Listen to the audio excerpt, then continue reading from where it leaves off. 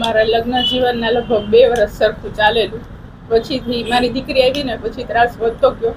પણ મારી એક દીકરી હતી એટલે એના ભવિષ્ય માટે અને મારા મા બાપની આબરૂ માટે હું સહન કરતી રહી.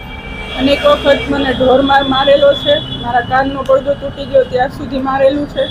અને કેનેડા જઈને ફિઝિકલ અબ્યુઝ ચાલુ જ હતું. ત્યાં જઈને મારે 1.5 મહિનો પાટો રાખવો પડ્યો હાથમાં, ત્યાં સુધી મારેલું. 2 વખત મારા લગ્ન જીવન પછી અબોર્શન કરાવેલા, કેમ કે દીકરી હતી. મારા ઉપર દીકરો કરવાનું એટલું પ્રેશર કરવામાં આવ્યું કે તું દીકરો મને આપ, નહીંતર તને હું મારી નાખીશ કે મારીને પાડી દઈશ. આવી રીતે અવારનવાર ધમકી આપતા. મારા ઝાડા બાર IVFની અપોઇન્ટમેન્ટ બુક કરી અને મને બેંકોક લઈ ગયા IVF કરાવવા માટે. અને ત્યાં IVFની ટ્રીટમેન્ટ ચાલુ હતી. એ દરમિયાન મારી આગળ ઢોરમાર મારી અને જો મને દીકરો નહીં મળે તો તારું શું કરવું ને હું ઘરે જઈને જોઈ લઉં છું.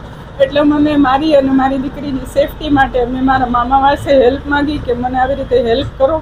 અને મારા મામા મારી મદદે એરપોર્ટ સુધી આવ્યા અને મને એમની ઘરે લઈ ગયા. મારા પતિ હર્ષદ કડીવાર હંમેશા દીકરો કરવા માટે દબાણ કરતા, પ્લસ તારા મા બાપે તને હાથે પગે ઘરેથી કાઢી છે તો વારે તારે મને સોનાનો ચેન આપો ને મને કરિયાવર આપો, કેનેડા જવાનું હોય તો ટિકિટના પૈસા આપો, આવી બધી વારે માગણીઓ કરતા મારી પાસે. હા, મેં પોલીસ મદદ માંગી છે. મેં મારા ડોક્યુમેન્ટ અવારનવાર વિનંતી કરી કે મને પાછા આપો. મેં 2 મહિના રાહ જોઈ, મને મારા ડોક્યુમેન્ટ ન મળ્યા.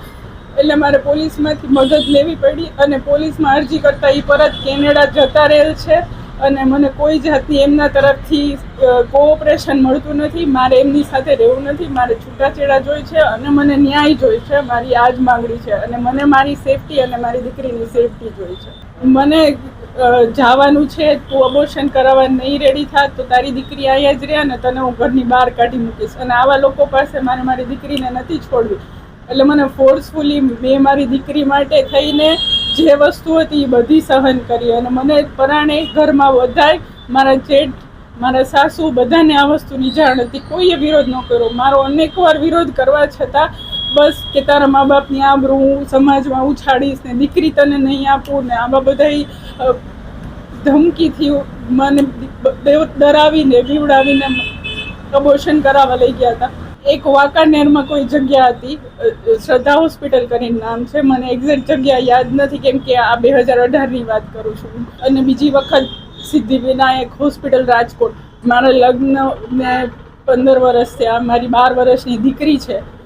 એક દીકરી આવી પછી હવે દીકરી નહીં, હવે મારે દીકરો જ જોઈએ છે, એવું કોન્સ્ટન્ટ દબાણ કરવામાં આવતું મને. અને જો મને દીકરો ન મળ્યો ને તો હવે તું કદાચ IVF સક્સેસફુલ ન જાય ને તો હું તારું શું કરીશ ને એવું તું ઘરે જઈને જોઈ લેજે. આવી બધી ધમકી મળવાથી મારી દીકરી અને મારી સેફટી માટે મેં મદદ માંગી. IVF માટે લઈ જવા માટે મને કોઈ જ જાણ કરવામાં આવી નથી. હું જેમ કહું એમ કરો તમે. અને મને જે દિવસે જવાનું હતું તે દિવસના બપોર સુધી ખબર નથી અને સીધા બેંકોકની ફ્લાઇટ બુક કરી અને સેફ IVF કરીને છે ત્યાં આગળ લઈ ગયા હતા. મને ન્યાય જોઈએ છે. મને આ વસ્તુ જે મારી સાથે થઈ એની સજા મળવી જોઈએ અને બીજી કેટલી દીકરીઓ આ રીતે હેરાન થતી હશે બધાને ન્યાય મળવો જોઈએ, ચોક્કસ થવી જોઈએ. ક્યાંક ને ક્યાંક આ વસ્તુ પોસિબલ છે તો માણસો વિચારે છે આવું કરવાનું.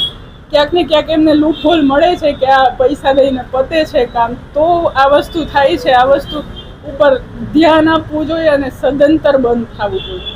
સાંજ સમાચાર ફેસબુક પેજને લાઇક કરો, વિડીયો શેર કરો અને વધુ વિગતવાર સમાચાર માટે sanssamachar.net વિઝિટ કરો.